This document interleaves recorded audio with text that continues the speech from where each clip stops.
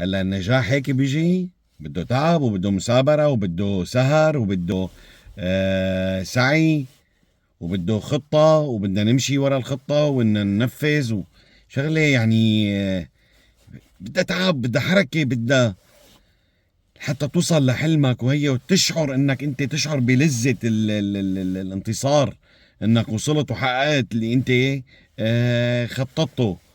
هذا هو النجاح. النجاح شغلة كبيرة، مو بس انه انت يعني حتى نفسيا بينعكس عليك لما تنجح. لما بتقول انا بدي اساوي مثلا شغله معينه، وانت بتبلش بقى بتخطط، بعدين بتنفذ، بعدين بتسهر وبتتعب لحتى توصل لهالمرحله هاي. فلما توصل انت لازم تكافئ نفسك. كمان انا لازم كافئ نفسي اني انا وصلت لهذا المكان، فمعناتها انا ماشي صح. فدائما خلي عندك قناعة انه يعني ما في شيء مستحيل. ما في شيء مستحيل في هذا العالم، طالما في عندك إرادة وعندك الإصرار.